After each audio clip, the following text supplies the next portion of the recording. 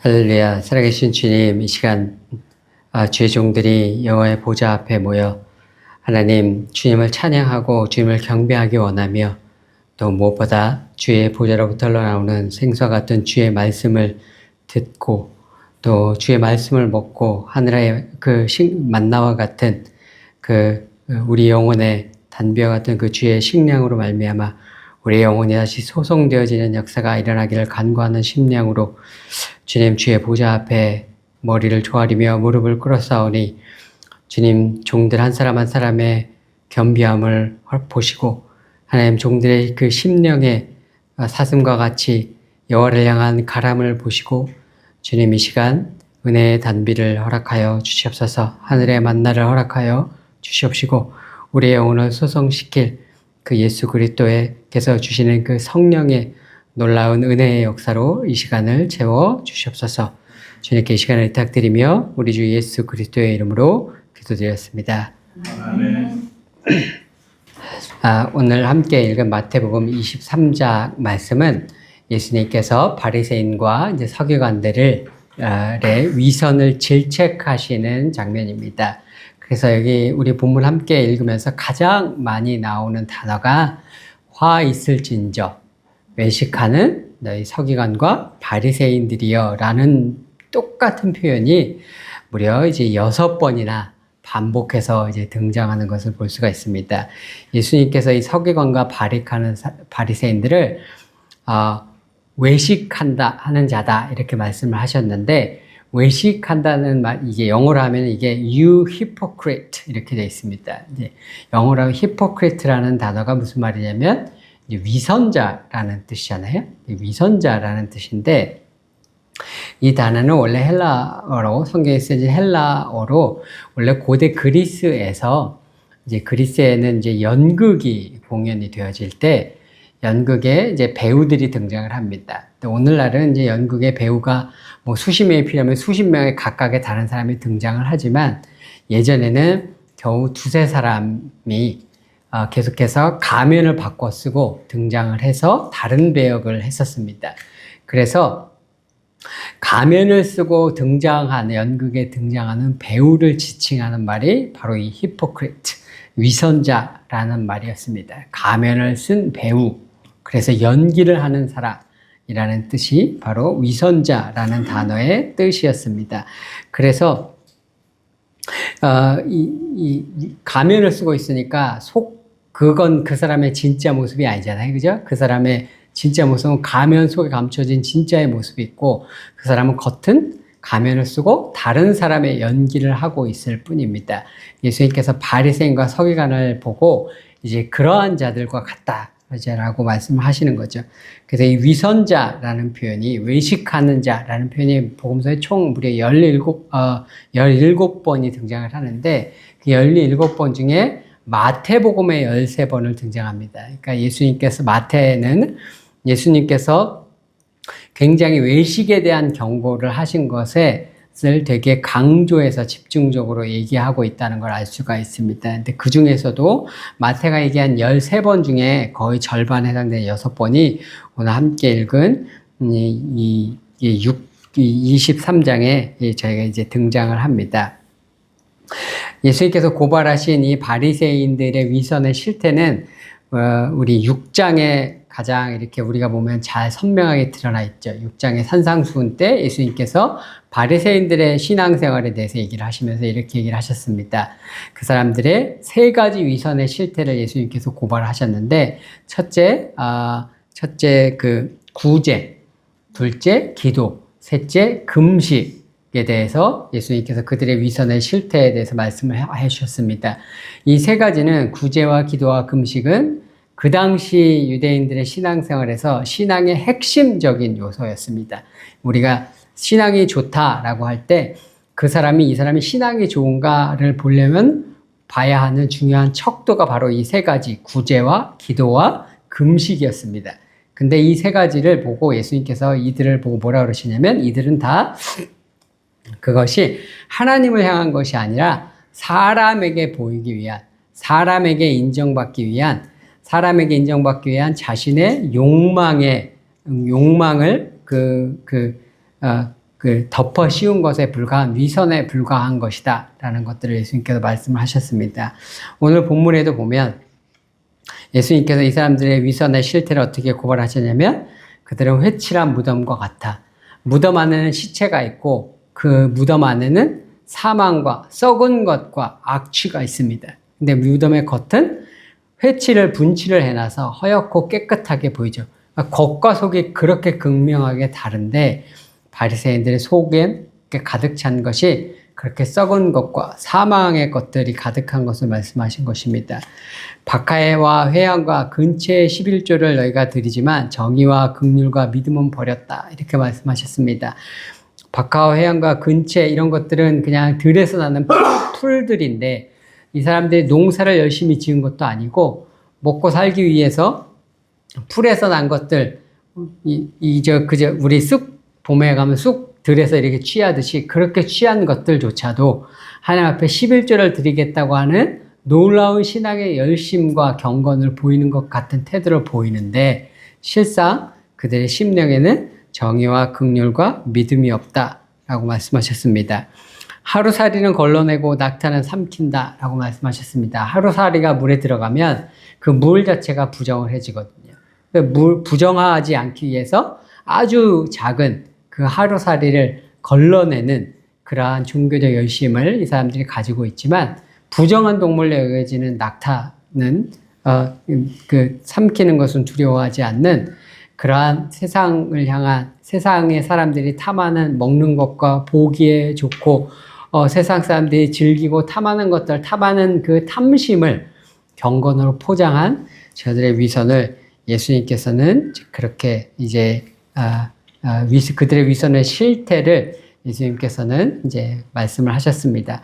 이들의 그래서 존재의 실체, 이들의 삶의 실체는 욕망과 탐욕과 세상의 것들을 추구함과 썩어질 것들을 추구함들로 가득했습니다. 하지만 그들의 겉은 언제나 경건으로 신앙이 좋은 것으로 포장한 그러한 모습을 이들이 이제 가지고 있었습니다. 그래서 예수님께서 이들에게 뱀들아, 독사의 새끼들아, 내가 어떻게 지옥의 심판을 피할 수 있겠느냐 이렇게 이제 경고를 하셨죠. 근데 더욱 놀라운 점은 이 바리새인들이 자신들 스스로 이렇게 위선적인 태도를 가지고 있다는 것을 인식하고 있지 못하다는 겁니다. 자기네들이 실질적으로 경건하다고 스스로 믿어요. 스스로 나는 경건한 사람이야. 나는 율법을 잘 지키는 사람이야. 나는 신앙이 좋은 사람이야. 라고 이 사람들이 실제로 착각을 하고 있는 상태에 있다는 겁니다. 자기들이 속마음이 어떤지를 겉으로 포장한 것에 스스로 취해서 자기가 어떤 사람인지 실체를 보지 못해서 예수님께서 이들을 뭐라고 말씀을 하셨냐면 화 있을진저 눈먼 인도자여 어리석은 맹인들이여 실제로 실상은 보지 못하는 사람들이다 라고 해서 이들을 맹인들이다 예수님께서 이들을 이렇게 말씀을 하셨습니다. 우리가 저희 그 교회를 다니는 사람들에게서 위선을 발견할 때가 있습니다. 저희 아버님이 제가 어릴 적에 제가 어릴 적에 다녔던 그 시골 교회에서 교회에 분란이 일어났습니다. 그래서 이제 교회가 갈라지게 됐어요. 시골이다 보니까 얘가 집성촌이라서 다 일가 친척들인데 뭐 이쪽은 저희 김씨 집안은 저희 아버님 쪽 친척들이고 아니면 저희 아버님의 외가 저희 할머님 쪽 친척들이고 뭐 이렇게 다 일가 친척들이 사는데 교회가 분란이 나서 갈라지니까 가족과 친척들이 이 교회로 이렇게 갈라지는 거예요. 한 동네를 살면서. 그런 일이 일어나게 되니까 저희 아버님이 교회를 그때까지 이렇게 쭉 다니셨는데 그래도 이제 가족 친척이 갈라지는 일들을 막고자 뭐 신앙적인 열심보다는 가족과 친척들이 교회 갈라짐 때문에 갈라지는 걸 막고자 그 서울의 교단의 총회라는 데를 이렇게 찾아가셨습니다. 그 교단 총회에 교단의 높으신 이제 목사님들, 장로님들을 만나러 다녔어요. 아버님 생각에는 이 교단에서 높으신 목사님들 이런 분들은 경건한 분들이고 고매한 분들이고 그래서 이분들에게 이 교회 문제를 말씀을 드리고 이분들이 이 교회에다가 이렇게 잘 말씀을 하시면 이 교회 분쟁이 해결이 되지 않을까라는 기대를 가지고 저희 아버님이 그 서울에 오셔가지고 그 교단 총회 분들을 여러 차례 찾아다니고 만나러 다니셨습니다. 근데 그러면서 저희 아버님이 그 교단 총회에 계신 높으신 목사님과 장로님들을 만나시면서 느꼈던 게 뭐냐면, 이 사람들도 그냥 나하고 똑같은 사람이구나. 이 사람들도 나하고 똑같이 세상적인 것들을 다 탐하고, 이 사람들도 나하고 똑같이 돈 좋아하고, 이 사람들도 나하고 똑같이 명예를 탐하고, 그런 사람들에 불과한 사람들이구나 라는 것들을 거기서 느끼고 굉장히 이제 저희 아버님이 실망을 하셨답니다. 근데 결정적으로 어디서 이제 결정적으로 아버님 말씀에는 그러다가 어디다 다방을 들어가셨는데, 차를 마시러 다방을 들어가셨는데, 다방에 저희 아버님이 어떤 목사님이 그 다방에서 담배를 뽀끔뽀끔 이제 피고 계시더래요. 그 모습을 보고 결정적으로 이제 목회자의 위선, 이게 아버님이 그걸 보고 결정타가 되셔서 제 아버지가 그때부터 교회를 다니지 않으셨습니다. 왜냐하면 교회 가도 별거 없다. 교회 가도 목사도 다 똑같아. 그 사람들도 속은 우리하고 똑같이 돈 좋아하고 우리하고 똑같이 세상에 있는 명예 좋아하고 그런 탐심과 탐욕이 가득한데 겉으로 설교하러 섰을 때만 그냥 거룩한 척, 경건한 척 할 뿐이야. 세상 사람들은 솔직히 돈 좋아하면 돈 좋아한다고 솔직하게 얘기라도 하지. 저 사람들은 속에 있는 것들을 겉으로 발라서 경건으로 포장해서 드러내지 않을 뿐이지 또 우리와 다를 것이 없다. 저들에게 배울 것이 없다. 라고 해서 저희 아버님이 그때부터 교회를 다니지 않으셨습니다. 그래서 제가 어릴 적부터 저희 아버님이 교회를 안 다니시니까 저희 어머니나 저희 할머님의 이제 기도 제목과 마음에 늘 소원이 저희 아버님이 이제 교회 가시는 거니까 이제 그러다 보니까 저희 아버님이 왜 교회를 안 가시게 됐는지를 제가 알고 나서부터 제 마음 가운데 늘 그런 생각이 있었던 것 같습니다. 그러니까 제가 교회를 다니면서 진실한 그리스도인이 되어야 한다. 위선적인 그리스도인이 되어서는 안 된다. 내가 하는 말과 나의 행동과 내 속에 있는 것이 달라서는 안 된다. 내 속에 있는 것이 겉으로 드러나게 될 텐데 내 속에 있는 것과 겉이 표리부동한 크리스찬이 되어서는 안 된다라는 생각을 교회를 다니면서 늘 누가 그래야 가르친 게 아니라 제 아버님으로 인해서 제가 어릴 적부터 그런 생각을 늘 이제 했었던 것 같습니다. 그래서 제가 교회를 다니면서 불편하게 굉장히 늘 아무에게 얘기하지 않았지만 속으로 불편하게 여기는 것이 하나가 있었어요. 그러면 교회를 오게 되면 사람들끼리 뭐라고 부르냐면은 형제님, 자매님 이렇게 부르잖아요. 형제님, 자매님 이렇게 부르는데 제가 그런 호칭이 제가 마음이 늘 불편했습니다. 왜냐하면은 제가 예를 들어 제가 동생이 한 명이 있는데 제 동생이 예를 들어 아프다. 그래서 동생이 아파서 이식을 해야 된다. 그러면은 제 동생이니까 아마 제가 제 동생을 위해서 그게 맞는다 그러면 제가 아마 그 이식을 해줄 마음이 아마 있을 거예요. 왜냐하면 제 친동생이니까요. 내 피부치고 형제니까요. 그런 마음이 저에게 있을 거예요. 아마 제 동생이 생활이 너무 어렵다 그러면 아마 제가 대출을 받아서라도 그 동생의 어려움을 해결해 주기 원하는 마음이 있을 겁니다. 왜냐하면 내 형제니까요. 피를 나는 형제니까요. 그게 제가 가지고 있는 형제님, 자매님 할 때 형제, 자매의 개념이거든요. 제가 가지고 있는. 근데 교회에서 우리가 사람들 만나면 형제님, 자매님 부르는데 내가 생각하는 형제, 자매는 그런 건데 나는 교회에서 솔직히 교회에 있는 사람들에게 교회에서 친하게 지내고 마음을 나누고 하지만 그 정도까지 내가 그 사람을 친밀하게 여기고 그 정도까지 마음을 솔직하게 주고 있지는 않거든요.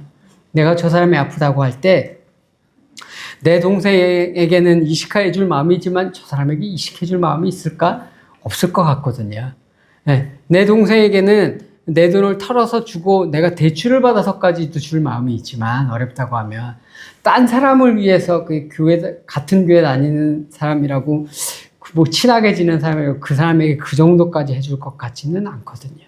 근데 그러니까 내가 그 사람들을 형제님 자매라고 부르는 그 표현이 내가 속에 생각하고 있는 형제 자매의 개념과 다르잖아요. 갭이 이만큼이 있잖아요. 그게 그러니까 내가 겉으로 표현과 내 속마음에 진실된 형제를 대하는 게 아니니까 제가 형제님, 자매님이라고 부르는 것들이 부담스러웠고 싫었습니다.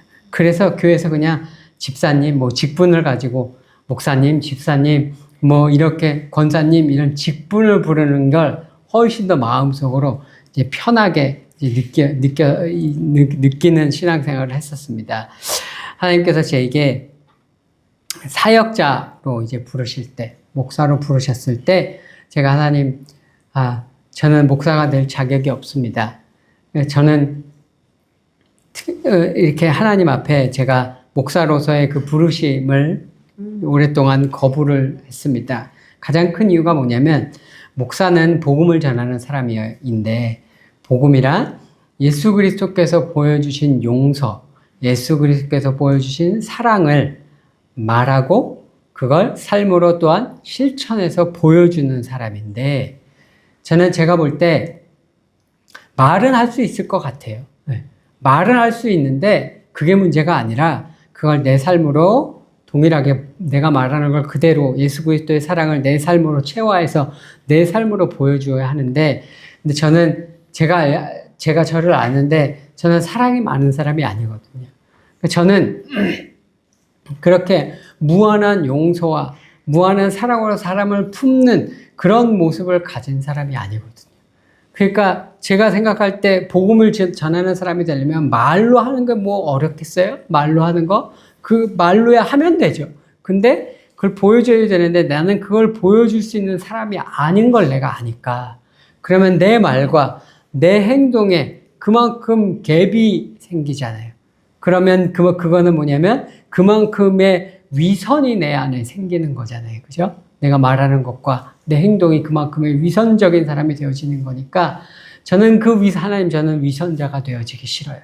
저는 그냥 평신도로 그냥 여전도까지만 하고 살겠습니다. 하나님 저는 저한테 이러시는 거는 아닌 것 같습니다. 뭐 이렇게 수년을 제가 하나님 앞에 하나님의 부르심을 거부를 했었습니다. 근데 어느 날 제가 깨닫게 된 것이 있어요. 그게 뭐냐면 평신도는 그래도 괜찮아요. 평신도는 복음을 증거하는데 예수 그리스도의 사랑을 입었고 예수 그리스도의 사랑을 알고 예수 그리스도의 사랑을 다른 사람에게 내 가족과 내 친척과 내 친구와 내 이웃과 직장의 동료와 사람들에게 이야기를 하는데 평신도는 그러면 그게 말로는 하는데 내 행동으로 나오지 않아도 괜찮아요? 그건 아니잖아요. 그죠? 평신도도 동일하게 예수님을 따르는 제자로서 동일한 부르심을 갖고 있잖아요. 그죠? 우리가 만인 제사장이라면서요. 그죠? 모든 사람이 다 동일하게 그렇게 부름받은 사람이라면서요. 그럼 우리가 그게 있다면 그걸 누구나 다 그 갭을 좁혀 나가야 하는 게 우리 모두의 의무이고 우리의 삶을 복음하여 가는 게 우리 모두의 부르심이란 말이죠. 그죠? 오늘 예수님께서 위선을 질책하신 바리새인도 평신도예요. 그 사람들은 제사장이라는 종교인이 아닙니다. 이 사람들은 평신도일 뿐이에요. 그래도 예수님께서 이들을 향해서 질책하시잖아요. 너희가 위선자라고. 너희가 말하는 것과 너의 행동이 다르다라고 예수님께서 질책하시는 것을 이제 보게 됩니다. 제가 고등코넬에서 이제 신학교를 다니고 이제 졸업식을 며칠 앞둔 날이었습니다. 이제 졸업을 앞두고 다 끝났으니까 이제 진짜 한가했어요. 이제 고등코넬에서 공부하는 내내 이렇게 좀 한가롭다라는 느낌, 마음의 여유를 가지는 날이 정말 하루도 없었던 것 같아요. 늘 공부에 시달리고, 뭐 늘 바쁘고, 이제 그랬었던 것 같은데, 졸업식 며칠 앞뒀는데, 어느 날 제가 정말 마음이 여유롭다. 이제 그 할 게 없어서 마음이 여유롭다 이런 느낌이 정말 몇 년 만에 처음으로 그런 느낌을 제가 이제 가졌어요. 그래서 마음이 너무 여유로워서 아무것도 안 하고 그냥 이렇게 창밖을 이렇게 쭉 바라보고 있었습니다. 혼자서. 근데 창밖을 이렇게 바라보고 있는데 갑자기 평화롭게 거기 이렇게 나무가 많거든요. 잔디밭이 이렇게 펼쳐져 있고 그 평화로운 곳을 이렇게 쭉 쳐다보고 있는데 갑자기 제 마음 가운데 어떤 질문이 하나가 생각이 났습니다. 내가 지금 3년 동안 신학교를 공부를 하고 많은 지식을 얻었고 그리고 이제 졸업을 하는데 내가 이 신학교를 들어오기 전과 비교해서 내가 이 신학교를 졸업하는 이 시점에 내가 지금 신학교를 들어오기 전보다 하나님을 더욱 사랑하는가? 너는 지금 하나님을 더욱 사랑하게 되었는가? 신학교 졸업을 앞둔 지금. 그 질문이 갑자기 제게 떠올랐어요. 근데 분명히 지난 3년 동안 굉장히 많은 공부를 했고, 굉장히 많은 지식을 얻었고, 하나님에 관한 많은 지식을 얻었습니다. 수없이 많은 밤을 새우면서 책을 읽었고, 공부를 했고, 하나님을 향한 지식은 정말 많이 늘어났는데, 하나님을 향한 사랑은 그러면 그 전보다 늘어났느냐라는 질문 앞에서 제가 그렇다라고 대답을 못 하겠더라고요. 그래서 왜 하나님을 향한 사랑이 늘지 않았을까? 그러면 나는 언제 하나님을 사랑을 했나라고 생각을 해보니까 제가 하나님을 가장 사랑했던 때가 언제였지? 생각을 해보니까 20대, 30대 초반 이때였던 것 같아요. 근데 그때를 지금 제가 생각을 해보니까 그때는 제가 하나님을 사랑하는 사랑이 너무 뜨거웠고 너무 열정이 넘쳐서 정말 하나님을 위해서 정말 죽을 수도 있었어요. 그때는 정말 내 삶에 하나님만 있으면 되고 아무것도 필요한 게 없었어요. 오직 하나님이 너무 좋아서. 그때는 제가 하나님을 사랑해서 두려운 것이 없었어요. 세상에 부러운 것이 없고 그렇게 하나님을 뜨겁게 사랑했던 것 같아요. 제가 아프리카에 단기 선교를 가서 이디오피아에서 시골 마을을 가는데 밤에 홀로 산길에서 홀로 전도하는 마을을 어떻게 계획이 틀어져서 혼자 가게 된 적이 있어요. 오후 5시부터 새벽 5시까지 아프리카에서 그 산길을 혼자 걸었습니다. 거기 하이에나가 있고 짐승들이 있다는 것을 제가 알아요. 그 전에 제가 가본 적이 있는 곳이거든요.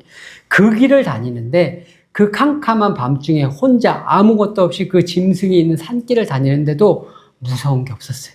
왜? 하나님이 나와 함께 하신다는 걸 알았거든요. 하나님이 나를 지켜주신다는 걸 알았거든요. 그 시골 마을에 에이즈 환자가 득실되는 그 환자들을 그 치료를 소독해주고 치료를 해주면서 내 손에 상처가 있는데 그 사람들을 씻어주고 하면서 이 물이 닿으면 여차자 하면 에이즈가 옮을 수 있는데 두려움이 없었어요. 내가 하나님께서 지켜주실 것이라는 믿음이 너무나 충만했고 혹여 내가 그런 질병에 걸린다고 할지라도 그것조차 하나님의 섭리 안에 있다고 생각을 해서 두려운 게 없었어요. 그렇게 하나님을 그렇게 뜨겁게 사랑했고 그래서 신학교에 와서 말씀을 공부하는데 말씀을 공부하는 게 그렇게 얼마나 달고 좋은지 몰라요. 그래서 성경 교수님이 15페이지 페이퍼 써서 내라고 하면은 공부하고 막 쓰는 게 너무 많으니까 15페이지 쓰라고 그러는데 30 몇 장씩 써가지고 교수님이 안 받아주겠다 그래서 줄이라 그래서 20장씩 줄이고 그랬어요. 그렇게 하나님을 사랑하는 것이 많았고, 그래서 하나님을 열심히 공부했고, 하나님을 향한 지식이 늘었어요. 그런데 신학교 3년 후에 하나님을 향한 사랑이 늘었느냐라고 생각했을 때 하나님을 사랑하는 사랑이 늘은 것 같지 않더라고요. 지식은 늘었는데 왜 하나님의 사랑은 늘지 않았나? 그러면 지식은 늘었는데 하나님을 사랑함이 늘지 않으면 어떻게 되냐면 삶의 하나님 아는 지식과 삶에서의 행동에서의 그만큼의 갭이 생기죠. 그 갭이 우리 삶에서 위선으로 드러나게 돼요. 제가 결혼을 해서 아내를 알게 되고 아내와 살면서 아내에 관한 지식이 들어가잖아요. 제 아내가 무엇을 좋아한다, 무엇을 싫어한다라는 지식이 드러나죠. 예를 들어 저희 아내가 어떤 꽃을 좋아한다, 뭐 예를 들어 저희 아내가 어떤 음식을 좋아한다, 이런 것들 전에 몰랐던 것을 알게 되죠. 그러면 그런 지식이 늘어나잖아요. 그런데 아내를 향한 사랑이 같이 늘어나지 않으면 어떻게 돼요? 아내를 향한 사랑이 똑같이 그 지식이 자라는 만큼 꼭 똑같이 자라지 않으면 그 지식이 있다고 해서 꽃을 사다 주겠어요? 그 지식이 있다고 해서 그 사람이 좋아하는 그 음식을 사주겠어요? 사랑이 늘지 않으면, 지식이 들었다고 해서 사랑이 늘지 않으면 이 내가 알게 된 이 지식이 사랑으로 표현되어지지 않아요. 그게 삶으로 드러나지 않고 나타나지 않아요. 그러면 그만큼은 내가 늘어난 지식만큼 나의 위선이 훨씬 더 늘어나게 되죠. 제가 얼마 전에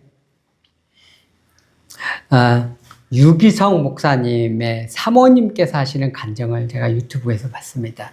근데 그 사모님의 간증을 들으면서 제가 너무나 깊은 감동을 받았어요. 사모님께서 간증을 하시는데 자신의 목회, 이제 유기성 목사님이 은퇴를 하셨잖아요. 그 목회 과정을 돌아보시면서 그분들의 목회가 어떠한 것이었는지를 반추하시면서 그분들의 목회에 대해서 얘기를 하시는데, 이분들이 그 선한 목자의 교회에서 어느 날 이제 수련회 목회자들을, 그 교회가 크니까 목회자들도 여러 명이잖아요. 목회자랑 사모 수련회를 이렇게 하셨대요. 목회자 사모 수련회를 하셨는데, 그때 주제가 뭐였냐면, 그리스도 안에 한 몸이라는 주제로 이제 수련회를 하셨답니다. 근데 그래서 교회는 그리스도의 한 몸이다, 한 몸을 이루어야 한다, 이런 주제로 막 이렇게 얘기를 하는데, 그 말씀이 사모님이 너무나 힘이 들었대요. 그 말씀, 교회는 그리스도 안에 한 몸이라는 이야기를 듣고 너무 힘이 들어서 펑펑 울었대요. 이 사모님이 수련회에서. 왜냐하면은, 그래서 이분이 하나님 앞에 그렇게 기도를 했다는 거예요. 하나님, 교회는요, 가족만도 못해요. 교회는, 가족들은 가족 간에 치고받고 싸우더라도 다시 그냥 한 자리에 앉아서 밥 먹고 다시 이야기하고 웃고 떠들고 하잖아요. 그죠? 근데 이분이 목회를 지금까지 해 보니까 교회 사람들은 가족만도 못하다는 게 뭐냐면, 교회 사람들은 싸우면은 성도들끼리 얼굴도 쳐다 안 보더래요. 교회 안에서는 싸우면은 원수처럼 지내대요.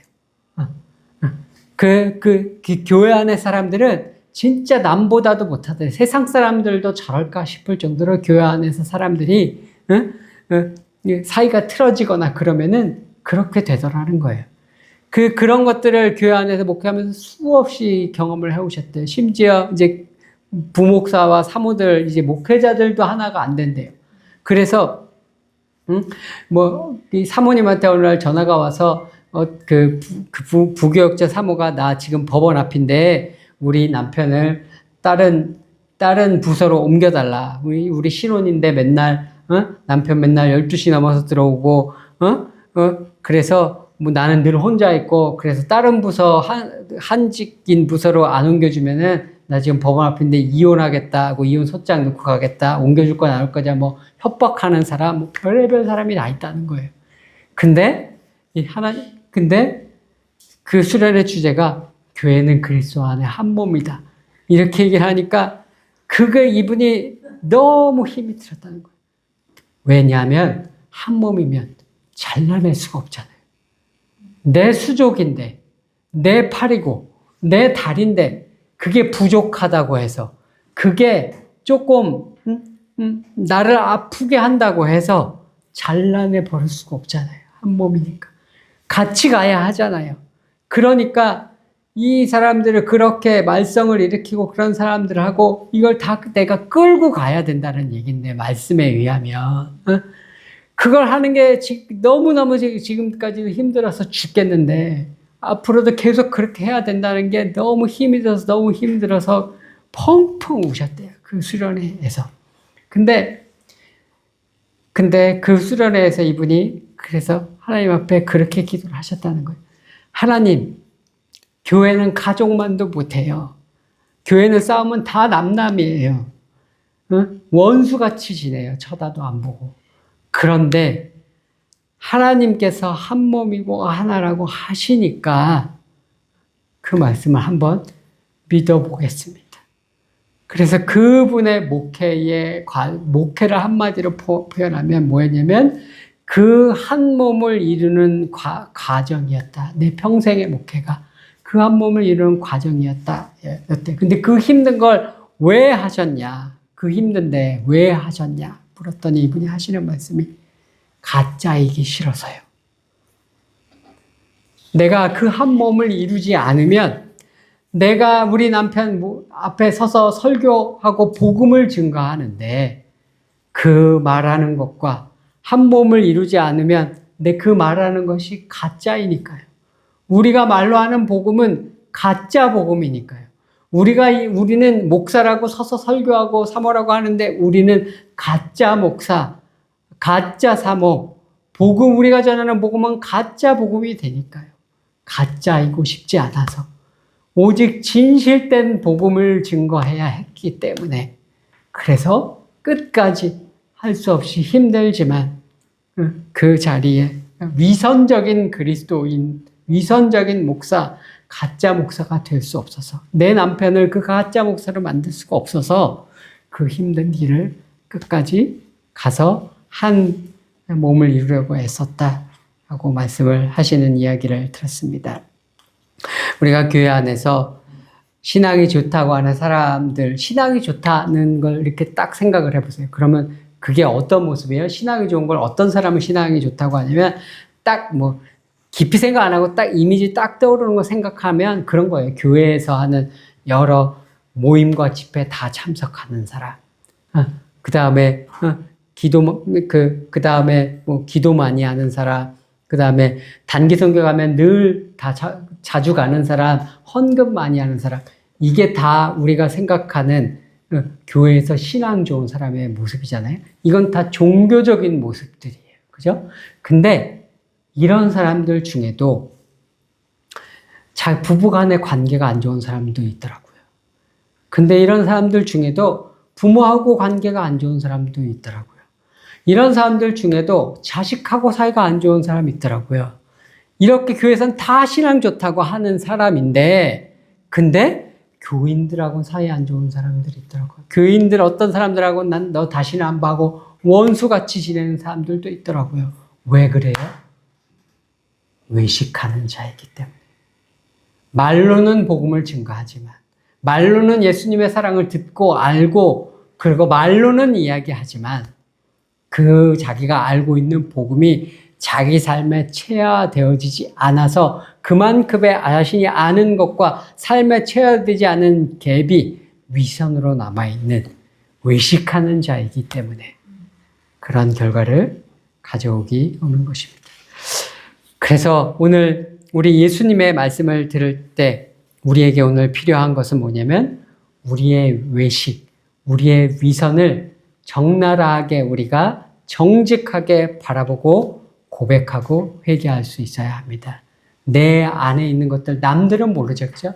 남들은 모르는 내 안에 있는 돈을 사랑함, 남들은 모르는 내 안에 있는 세상적인 것들을 사랑함, 예수님보다 사랑하는 많은 것들, 내 안에 있는 교만, 내 안에 있는 탐심, 탐욕, 그 겉으로 경건으로 표장했던, 내가 신앙 좋은 모습으로 포장해왔던 내 안에 있는 그 모든 것들을 하나님 안에서 회개하는 것이 예수님께서 그 외식하는 자들에게 우리를 이러한 회개로 이끄시기 위해서 오늘 이러한 경고를 주고 계십니다. 우리가 이렇게 우리의 외식들을 솔직하게 하나님 앞에 회개하게 되면 어떠한 일이 발생하게 되냐면 우리가 회개하는 그 심령 가운데 하나님의 성령이 임하게 됩니다. 그러면 그 회개하는 심령 가운데 하나님의 성령이 임해서 우리가 외식했던 그러한 모습들을 벗어버리고 진실된 모습으로 겉과 속이 다르지 않은 솔직한 모습으로 하나님 앞에 나아가게 되고 하나님이 받으시는 진실된 예배를 드리는 그런 사람으로 우리가 변모되어지게 됩니다. 오늘 우리 안에 있는 의식된 모습들과 가식된 모습들과 우리가 경건으로 포장했었던 그 모든 경건의 포장지를 벗어버리고 하나님 앞에 우리 속에 있는 실체들을 주님 앞에 진실되게 인정하고 정직하고 진실되고 깨끗한 마음으로 나아가서 우리에게 부어주시는 그 성령을 경험하고 새롭게 진실되게 위선 없이 복음을 우리가 말로 전하는 복음뿐만 아니라 우리의 삶으로 진실된 복음을 증거하는 그러한 저와 여러분 모두가 되시기를 우리 주 예수 그리스도의 이름으로 축원드립니다. 우리 이 시간에 다 같이 잠시 기도하도록 하겠습니다. 주님, 우리 안에 정직한 심령을 허락하여 주시옵소서. 우리가 겉으로 포장했었던 포장지와 같은 경건을 주님 벗어버리고 던져버리게 하여 주시옵소서. 오직 깨끗한 심령으로 솔직한 마음으로 주님 앞에 나아가 우리의 더러운 것들과 우리의 세상을 사랑했던 것들과 이런 것들을 오직 주님 앞에 그저 솔직하게 고백하고 회개하는 자리에 주님 서게 하여 주시옵소서. 그리고 우리가 회개할 때 주님 우리에게 깨끗한 심령, 정금과 같은 심령을 주셔서 우리를 그렇게 새로운 그릇으로, 깨끗한 그릇으로 새롭게 빚어주시옵소서. 우리 다 같이 주님 앞에 기도하며 나가도록 하겠습니다.